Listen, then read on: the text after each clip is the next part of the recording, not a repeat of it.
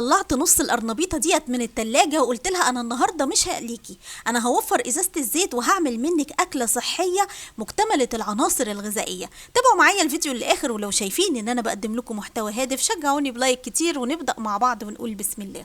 نص قرنبيطة كنت عملتها قبل كده في وصفة مقلية، والنهاردة هنعملها بطريقة مختلفة تكون صحية شوية بدون زيت. قطعتها وغسلتها طبعا كويس جدا وابتديت ان انا اسلقها.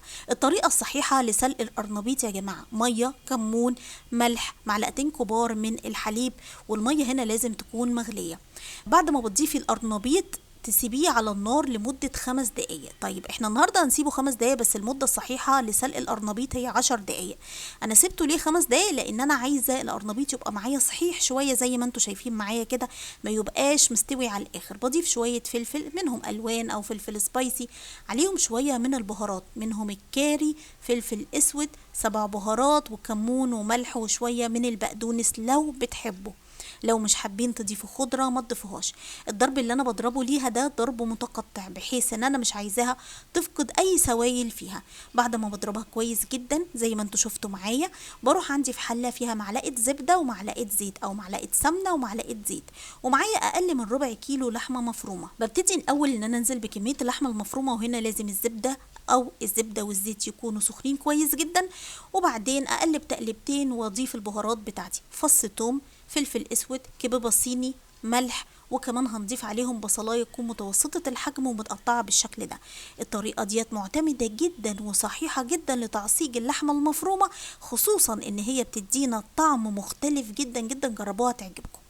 بجيب طبعا كمية القرنبيط اللي انا ضربتها مع الفلفلاية الحلوة وشوية البهارات بتاعتنا، واروح قلباهم مع اللحمة المفرومة، وهاتك يا تقليب. وشايفين الكمية تضاعفت، تقولوش مثلا عاملين قرنبيطة كبيرة وهي اصلا نص قرنبيطة. المهم بجيب بقى حلة عندي حلوة كده، واضيف كوباية من المية، كوباية من الحليب، نص معلقة صغيرة من البيكنج باودر، وكمان معلقة صغيرة من الفلفل الاسود، ملح، ومعلقة كبيرة من المرقه الفوريه. بضيف عليهم كمان الدقيق، وهنا كميه الدقيق معلقتين كبار من الدقيق. قلب تقلبتين لحد لما كل المكونات بتاعتي تمتزج مع بعض والدقيق يدوب معايا. في الوقت دوت برفعها على النار، وبروح اضيف لها معلقه من السمنه او الزبده، ودي الجبنه الكريمي اللي انا بعملها في البيت، علشان انا ما بشتريش اللي ب70 و80 جنيه، لا انا بعملها في البيت. لو عايزينها اكتبوا لي في الكومنتات وانا اسيب لكم الطريقه.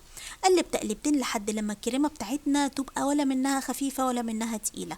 وتعتبر الطريقه ديت افضل الطرق اللي انت تعملي بيها الكريمه او البشاميل، خصوصا لو انت لسه الف به مطبخ. يعني دي الطريقه اللي هتظبط معاكي، بس لما تعمليها وتظبط معاكي تدعي لي دعوه حلوه من قلبي. بعد كده بقى بجيب البايركس بتاعي او الصينيه اللي انت بتحبي تشتغلي فيها، تعملي طبقه من الكريمه، طبقه من القرنبيط الحلو ده، وكمان تروحي ضايفه باقي كميه الكريمه كلها او البشاميل كلها من فوق الوش. تدخل الفرن درجه حراره 200، فرن ساخن مسبقا لمده لا تقل عن 35 دقيقه. بعد كده تقفلي الفرن، تشغلي الشوايه تاخد لون. لو انت بتحبيها زي سايحه ونايحه وجميله كده هتاكليها على طول اول لما تطلع من الفرن. اما لو بتحبيها تبقى متماسكه شويه، هي مش هتبقى قطع عشان نبقى متفقين، يعني هي مش بشاميل، مش مكرونه بشاميل. لو انتوا بتحبوها متماسكه شويه فسيبوها شويه، هي هتلاقيها مسكت في بعضها. اما بقى لو انتوا زيي بتحبوها بالعيش الفينو فاكتبوا لي حالا في الكومنتات. وكمان اكلت كده وبلعت معاها بقى بطبق مخلل، والله والله على الجمال. انا كده خلصت فيديو النهارده. لو شايفين ان انا بقدم لكم محتوى هادف وبتستفادوا منه شجعوني بلايك كتير وشير كتير. بحبكم قد كده اهو، وبحب تعليقاتكم الجميله اللي زي قلبكم الابيض. اشوفكم بكره ان شاء الله في فيديو جديد ووصفه جديده مع مطبخ نشوى. والسلام عليكم ورحمه الله وبركاته.